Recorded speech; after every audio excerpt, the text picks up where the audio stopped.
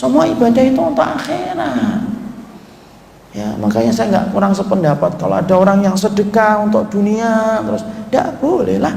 Sedekah itu untuk akhirat, Pak, supaya memadamkan api neraka, supaya kita dipanggil pintu sedekah, bukan untuk memanggil untuk membangun dunia kita, Pak. Kalau kemudian dunia kita terbentuk karena sedekah, maaf loh, orang kafir itu jadi pengemis di pinggir jalan karena nggak pernah sedekah untuk jalan Allah kok. Sedekahnya mereka untuk memerangi agama Allah kok. Kadang-kadang kita saya dapetin video. Semoga Allah merahmati beliau dan saya. Ada sebuah video yang pernah saya lihat itu, naik mobil mewah gitu, terus kemudian beliau berkata, pengen mobil kayak gini, banyakin sedekah. Saya kan bingung, Pak. Sejak kapan Rasulullah itu memerintahkan kita untuk dapat dunia, kemudian Nabi ngomongnya banyakin sedekah. Tapi Nabi itu mengatakan apa? Ittaqun naro walau bisyakin min tamr. Takutlah kamu kepada neraka walaupun dengan pelepah kurma yang kamu infakkan, yang terbelah itu. Niat sedekahnya untuk apa? Akhirat. Masalah dunianya Allah yang jamin, Pak. Dan kita harus paham, dunia itu dibagi oleh Allah bukan karena iman. Allah membagi dunia itu karena takaran takdir yang ditetapkan olehnya 50.000 tahun sebelum diciptakannya langit dan bumi. Jadi sebelum diciptakannya langit dan bumi 50.000 tahun sudah ditetapkan rezeki kita ini berapa sama Allah. Dan Allah menetapkan takdir itu bukan, Allah menetapkan dunia kita bukan karena takwanya kita, tapi karena takaran takdir. Sekali lagi, bagi siapapun yang merasa bahwasanya Allah itu menetapkan dunia karena iman, orang kafir itu jadi pengemis karena mereka tidak pernah beriman sama Allah. Tapi kenapa banyak orang kafir yang mereka itu mendapatkan dunia? Karena takaran takdir yang Allah tetapkan 50.000 tahun sebelum Allah menciptakan langit dan bumi. Jadi kalau kita sudah paham tentang itu, ya tidak usah kita niatkan untuk dunia. Ya, karena itulah perkara yang menghilangkan pahala ibadah. Jadi perkara yang pertama yang menghilangkan niat kita dalam mencari ilmu itu sampai akhirnya gagal untuk menjemput pahala yang besar di sisi Allah, orang yang dia mencari ilmu niatnya hanya untuk mendapatkan sekeping dari kenikmatan dunia. Yang kedua, karena riya, sum'ah, ini sama itu. Makanya kemudian riya dan sum'ah itu masya Allah. Maka itu kemudian merupakan perkara yang luar biasa, yang mana itu kemudian susah untuk dijaga hatinya. Makanya sampai kita mendapati, coba dibuka, yaitu pada halaman yang ke-8. Di situ sampai kemudian Sufyan Ats-Tsauri itu berkata, ma'alastu syai'an asyad alayya min niyati. Aku tidak pernah memperbaiki sesuatu yang lebih susah daripada memperbaiki niatku. Kenapa? Susah. Yang paling susah dalam hidup itu menjaga niat. Menjaga niat dari riya susah, betul. Karena hati manusia itu hati yang paling rapuh, bagaikan gelas-gelas kaca. Terbentur dikit saja langsung niatnya itu hancur berantakan itu. Makanya sampai seorang salaf aja mengatakan, aku tidak pernah memperbaiki sesuatu yang lebih susah daripada aku memperbaiki niat. Itu menunjukkan apa? Menunjukkan betapa besarnya kedudukan masalah niat itu. Ya. Dan itulah yang menjadikan kita akhirnya memahami, memperhatikan niat itu penting. Dan ketika mencari ilmu, di antara perkara yang kita jaga betul adalah memperbaiki niat itu. Sama sih, sama kemudian akhwat-akhwat, ukhti-ukhti yang sekarang kemudian sudah berkomitmen untuk memakai hijab yang syar'i. Saya sampaikan betul, yang paling susah bukan memakai cadarnya, yang paling susah bukan memakai hijab syar'inya, yang paling susah menjaga niatnya. Karena sesungguhnya batasan antara ikhlas dengan riya itu tipis, betul. Irisannya tipis, betul. Kita memang tidak bisa menghakimi niat orang lain, dan jangan pernah menghakimi niat orang lain. Hari ini tuh banyak orang yang mencoba menghakimi niat orang lain, tidak ikhlas itu.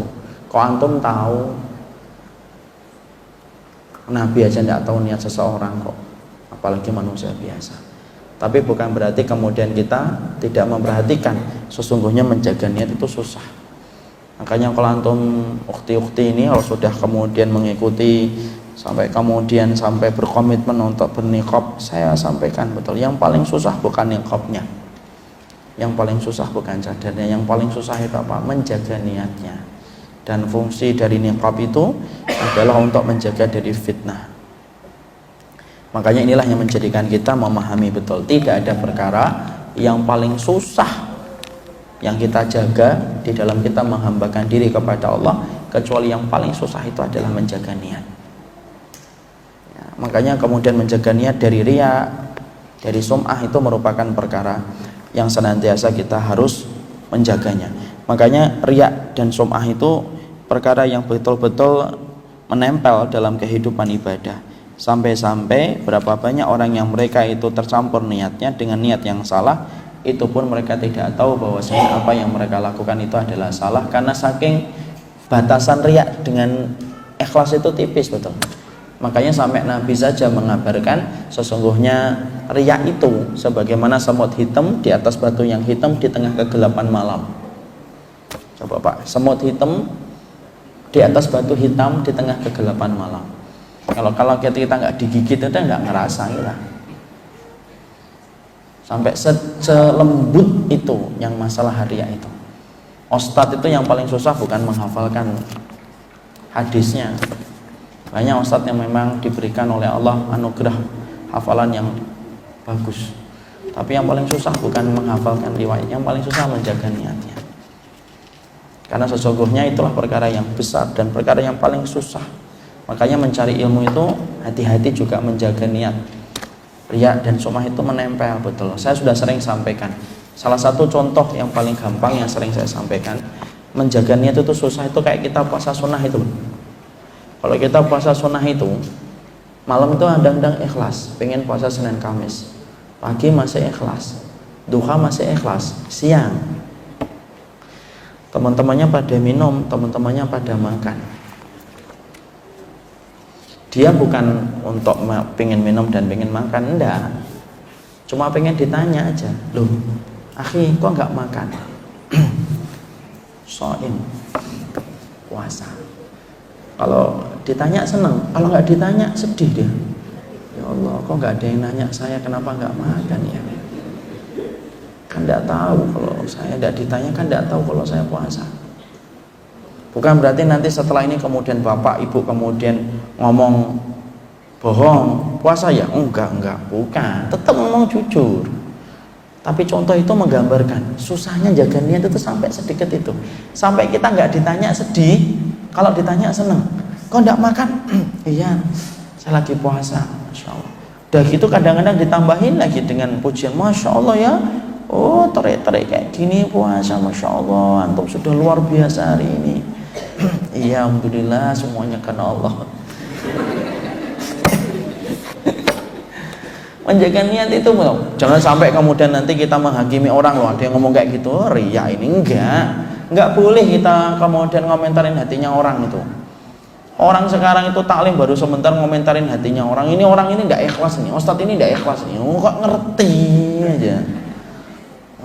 Sejak kapan kita membedah dadanya orang? Mana ustadz dalilnya kalau kita tidak boleh memastikan niatnya orang? Ini saya peringatkan ya, ini setiap orang-orang yang suka komentar-komentar ini, yang suka kemudian mengatakan niatnya orang begini, niatnya orang begitu, tolong ya dengerin kata-kata ini supaya menjadi peringatan dan nasihat. Kalau sudah dinasihatin dengan dalil kok tidak mempan, sudah berarti ada penyakit di dalam hatinya. Ada sebuah riwayat ketika kemudian Usamah bin Zaid itu bertempur, duel dengan salah satu orang musyrik. Lalu kemudian salah satu orang kafir. Kemudian orang kafir itu sudah kalah, pedangnya terlempar jauh. Kemudian Usamah bin Zaid di atasnya, sudah tinggal memenggal kepalanya saja. Itu dalam peperangan. Ketika orang itu sudah terlempar pedangnya jauh, maka kemudian Usamah bin Zaid tinggal kemudian memenggal kepalanya. Orang itu berkata di bawah kakinya Usamah bin Zaid, "Asyhadu an la ilaha illallah, asyhadu anna Muhammadar Rasulullah." Tapi tetap dipenggal sama Usamah bin Zaid, putus, meninggal dunia. Kemudian berita itu sya'al khabar, nyampe ke telinganya Nabi. Ya, kalau kita pikir, kira-kira kalau menurut prasangka kita, orang yang tadi syahadat itu kelihatan manuver atau enggak? Iya, kelihatan manuver. Kalau menurut logika, dia syahadatnya setelah pedangnya terlempar, setelah dia di bawah kakinya Usamah tinggal menggal kok. Kemudian berita itu ketika nyampe kepada Nabi, Nabi nanya, kenapa kamu membunuhnya? Ya Rasulullah, dia syahadatnya itu hilah, dia syahadatnya itu untuk manuver supaya aku tidak jadi membunuhnya. Apa kata Nabi? Atasyukka sadrahu, sejak kapan kamu bedah dadanya wahai Usama? Tuh Rasul, sejak kapan kamu bedah dadanya kalau kamu tahu itu tidak ikhlas? Kemudian Usama bin Zaid kemudian dikasih diat 100 kambing. Dia disuruh bayar 100 ekor onta, karena dia membunuh tanpa sengaja. Tuh lihat, seorang sahabat aja ketika memastikan bahwa seorang orang itu tidak ikhlas ditegur sama Nabi, dan Nabi keras. Padahal Usama bin Zaid itu salah satu sahabat kesayangan Rasul. Dulu kalau para sahabat pengen ngomong sesuatu yang sifatnya agak berat, nitip sama Usama bin Zaid itu. Tapi itu pun Rasulullah marah besar, dan Nabi mengatakan sebuah kalimat yang untuk menjadi hakim. Atasyukka sadrahu, sejak kapan kamu mau membedah dadanya? Nggak bisa lah. Kadang-kadang baru jadi ustadz ngakimin niat orang lain, ini orangnya nggak ikhlas ini. Baru taklim 2 kali 3 kali taklim, kajian kitab aja nggak bawa kitab. Ngakimin orang ini nggak ikhlas ini. Nggak boleh lah kayak gitu. Karena sesungguhnya ikhlas itu merupakan perkara yang sifatnya antara manusia itu dengan Allah Subhanahu wa Ta'ala. Jadi disitulah kita menjadikan memahami betul. Jadi kalau ada orang yang kemudian mereka kemudian mencari ilmu, maka ilmu itu ibadah. Maka ibadah itu harus diniatkan karena Allah Subhanahu wa Ta'ala. Makanya menjaga niat itu penting. Makanya sampai Imam Ahmad itu kalau beliau memperhatikan niatnya itu, sampai beliau itu selalu memperhatikan niat. Jadi kalau beliau sebelum beramal, ketika beramal, dan sudah beramal. Ketika sebelum beramal, Imam Ahmad berhenti sejenak. Kemudian beliau berkata, apakah niatku ini karena Allah atau tidak? Kalau iya, bismillah, dia kerjakan. Di tengah-tengah, kemudian dia perhatikan lagi, apakah niatku ini karena Allah ataukah tidak? Kalau belum, dia cepat-cepat membaca kafarohnya. Allahumma inni a'udzubika an usyrika bika syai'an a'lamuhu wa astaghfiruka lima la a'lam. Itu kafarohnya. Kafaroh itu penebus dosa kalau kita ini melakukan riya yang terkadang kita sadari. Doanya itu diajarkan Nabi, Allahumma inni a'udzubika an usyrika bika syai'an a'lamuhu wa astaghfiruka lima la a'lam. Aku berlindung dari berbuat riya yang aku sadari, dan aku memohon ampun dari berbuat riya yang tidak aku sadari. Kalau di tengah-tengah dilanjutkan kembali. Kalau sudah selesai, muhasabah kembali. Yang tadi saya lakukan itu karena Allah ataukah tidak? Kenapa sampai sebegitu besarnya para ulama memperhatikan masalah niat ketika mereka itu beribadah? Karena mereka sadar mereka itu punya Rabb yang detail memperhatikan niat. Dan Rasulullah bersabda, yuhsyarun nas ala niyatihim. Allah itu, kata Rasul, nanti ngumpulkan manusia. Dikumpulkan manusia itu berdasarkan niat yang bertengger di hatinya.